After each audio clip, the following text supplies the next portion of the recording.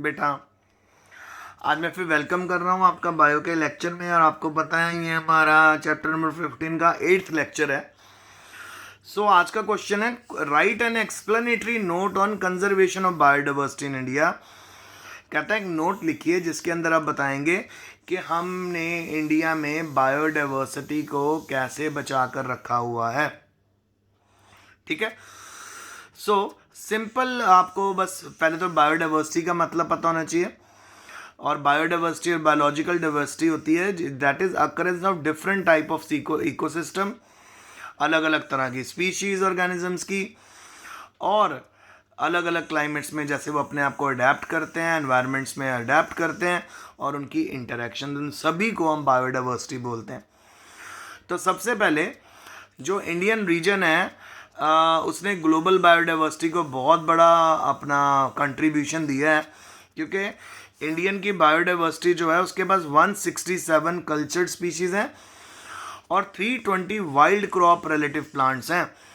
ठीक है। और वाइल्ड रिलेटिव क्रॉप प्लांट्स जो होते हैं जैसे राइस है, sugar cane, banana, mango, jackfruit, cucurbit, alocasia, colocasia, cardamom, black pepper, ginger, turmeric, brassica. तो आप ये कह सकते हो कि हमारा इंडियन रीजन जो है ना बेटा, उसका जो मौसम है, उसका जो वेदर है वो बहुत अच्छा है हमारी एनवायरनमेंट के लिए, मतलब प्लांट्स के ग्रो करने के लिए, एनिमल्स के सरवाइव करने के लिए बहुत अच्छा। आपको पता है हमारे सीजन्स भी तो 4 सीज़न है, स्प्रिंग, ऑटम, फिर उसके बाद विंटर सीज़न, फिर उसके बाद समर सीज़न, ये चारों सीज़न है। बेटा ये जो चारों सीज़न है ना, ये भी एक बहुत बढ़िया आप कह सकते हो कि क्लाइमेट प्रोवाइड करते हैं अलग अलग तरह की स्पीशीज़ को ग्रो करने के लिए। इंडियन बायोडाइवर्सिटी इसलिए बहुत ज़्यादा इम्पॉर्टेंट है, इसीलिए हमारे वर्ल्ड में इंडियन बायोडाइवर्सिटी की भी अलग ही पहचान है। फिर नंबर 2 है जी, इंडिया जो है वो सेंटर है बायोडाइवर्सिटी का। जैसे जिबू, मिथुरा, चिकन, वाटर बफेलो, कैमल, ये सारे एनिमल जिसको ज़ेब्रा भी बोलते हैं, ये इंडिया में बहुत ज़्यादा पाए जाते हैं। और इंडिया सेकंड सेंटर है बेटा, और सेकंड होम है डोमेस्टिक प्लांट्स एनिमल्स का, जैसे हॉर्स, गोट्स, शीप, कैटल या डोंकी, ये भी हमारे इंडिया में बहुत ज़्यादा पाए जाते हैं। फिर है बेटा इंडिया जो सेकेंडरी सेंटर है, टोबैको का भी है, पोटैटो का भी है, मेज़ का भी। सबसे ज़्यादा तंबाकू के प्लांट, पोटैटो के प्लांट हमारे इंडिया में भी सेकंड नंबर पे पाए जाते हैं। और बैम्बू और जो ट्री है वो कॉटन भी है, वो भी हमारे इंडिया से ओरिजिनेट हुई है। तो ये 3 पॉइंट ही पहले आप देखो, ये 3 पॉइंट आपको क्या बता रहे हैं? ये 3 पॉइंट आपको ये बता रहे हैं कि इंडिया की जो बायोडाइवर्सिटी है ना, वो बहुत ज़्यादा, जिसको कहते हैं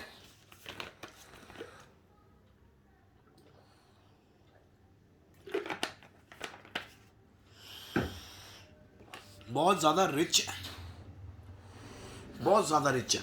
ठीक है। मतलब बहुत तरह के प्लांट और एनिमल्स हमारे इंडिया में पाए जाते हैं, क्योंकि हमारे इंडिया का क्लाइमेट ही इस तरह का।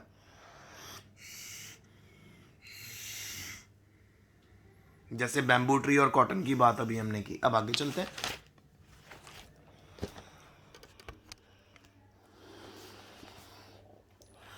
आगे इन situ biodiversity is done via biosphere reserve, national parks, sanctuaries and protected area by the Ministry of Forest and Environment. बहुत सारे जो बायोडाइवर्सिटी है उसको मेंटेन किया गया है। हमारे नेशनल पार्क्स भी बहुत हैं, सेंचुरीज भी बहुत है। तो बार बार आपको क्वेश्चन आता है। मैं आपको यही बताना चाहता हूँ कि आपको ना ये सेंचुरीज और नेशनल पार्क के बारे में तो बेटा पूरा रट्टा आपका प्रॉपर होना चाहिए।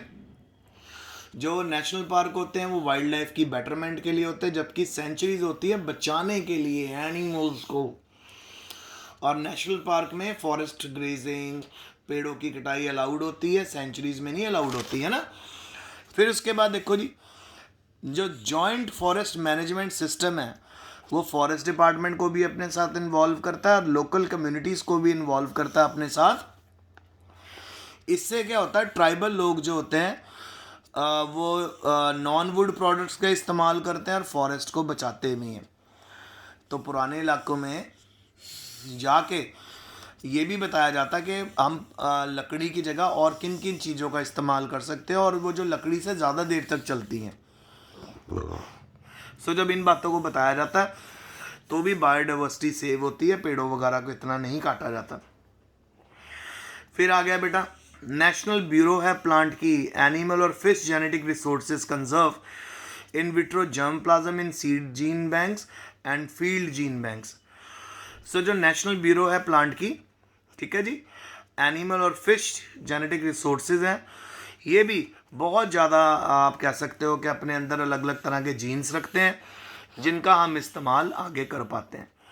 और बोटानिकल जोलॉजिकल गार्डन भी बहुत है हमारे इंडिया में, और वहाँ पे भी लार्ज नंबर ऑफ अलग अलग तरह के प्लांट्स और एनिमल्स आपको मिलेंगे। सो भैया कहने का मतलब क्या है कि हम इंडिया की बायोडाइवर्सिटी को क्यों प्रेफरेंस देते हैं, क्यों उसको अच्छे से अच्छा मानते हैं स्टडी करने के लिए, और उसको कंजर्व क्यों करना चाहते हैं हम, और उसको कंजर्व करने के लिए अलग अलग ऑर्गेनाइजेशंस क्यों काम कर रही हैं।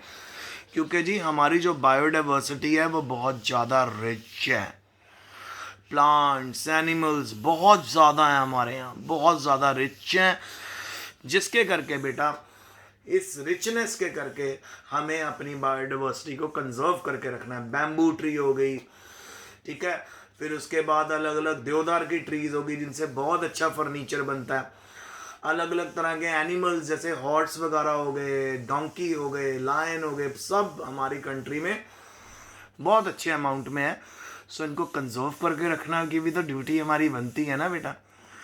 ठीक है, नेक्स्ट है क्वेश्चन आपके लिए, what are the 3 major threat categories of species. 3 major threat category बताओ स्पीशीज की, यानी जो खत्म होने वाली है और जो बहुत ज़्यादा जिनको बचा के रखने की नीड है।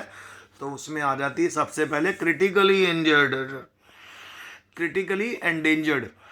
जब एक टैक्सॉन हाई रिस्क फेस कर रहा होता है एक्सटिंक्शन का इन wild form is immediate future is called critical endangered. जैसे पिग्मी हॉग नाम का एक एनिमल है जो बहुत जल्दी से कम होता जा रहा है, तो इसको बचा के रखने के लिए ये आता है जी क्रिटिकली एंडेंजर्ड स्पीशीज में।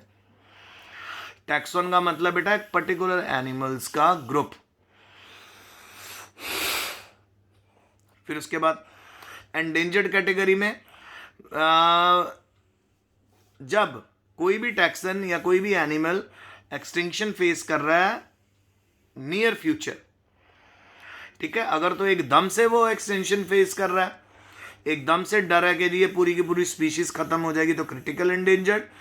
एंडेंजर्ड अभी क्रिटिकल नहीं हुई, यानी आने वाले फ्यूचर में ऐसा हो सकता है। सो दोनों चीज़ों का डिफरेंस याद करो बेटा। क्रिटिकल एंडेंजर्ड का मतलब जिसमें अभी के अभी हमें, अगर हमने इसको कंट्रोल नहीं किया, अगर इस एनिमल की हंटिंग नहीं रोकी, तो ये धरती के ऊपर से ख़त्म हो जाएगा। एंडेंजर्ड कैटेगरी में एनिमल धरती के ऊपर से ख़त्म होगा फ्यूचर में, तो यानी यहाँ पे अभी वेट की जा सकती है पर कंट्रोल किया जा सकता है। और वेनरेबल कैटेगरी, वेनरेबल कैटेगरी है जो मीडियम फ्यूचर में हम फील करेंगे। जैसे फॉर एग्जांपल ब्लैक बक हो गया, जब कोई एनिमल एक्सटिंक्शन फेस कर रहा है मीडियम फ्यूचर में। इमीडिएट फ्यूचर क्रिटिकल एंडेंजर्ड, ठीक है, नियर फ्यूचर एंडेंजर्ड कैटेगरी, और वेनरेबल जो मीडियम फ्यूचर जिसमें भी टाइम है। सो आपने ये डेफिनेशंस बहुत अच्छे से याद करनी, बहुत ही बढ़िया क्वेश्चन है बेटा, इसको बहुत अच्छे से याद रखना। लास्ट है, कौन सी स्पीशीज है सब्सेप्टेबल टू एक्सटिंक्शन, कौन कौन सी स्पीशीज है जो खत्म हो रही हैं, जिनका खत्म होने के चांसेस ज़्यादा। तो सबसे पहला आता है लार्ज बॉडी साइज, जैसे बंगाल टाइगर, लायन और एलिफेंट, इनके खत्म होने के चांसेस हैं। स्मॉल पॉपुलेशन साइज में जैसे जाइंट पांडा, ब्लू व्हेल, इनके खत्म होने के चांसेस हैं। और एनिमल्स जो हायर ट्रॉपिक लेवल्स पे रहते हैं जैसे बाल्ड ईगल है, ये खत्म होने के चांसेस हैं क्योंकि इनके हैबिटेट डिस्ट्रॉय हो रहे हैं बेटा एंड ह्यूमन एक्टिविटीज से। फिर है जी fixed migratory routes and habitats. So इसका एग्जांपल है बेटा ब्लू व्हेल और वूपिंग क्रेन, ये भी यहाँ पे बैठे हैं जो इसको डिस्ट्रॉय करने जिससे हमारी जल्दी ये स्पीशीज़ ख़त्म हो सकती हैं। और नैरो रेंज ऑफ डिस्ट्रीब्यूशन जैसे वुडलैंड आ गए हमारी स्टेज, कई ऐसे ट्रीज़ हैं जो ख़त्म हो सकते हैं। तो ये स्पीशीज़ हैं जो एक्सटिंक्शन के कगार पे पहुंच गई। एक्सटिंक्शन मतलब ख़त्म होने के कगार पे पहुंच गई। तो आज का लेक्चर यहीं तक था। टेक केयर बेटा।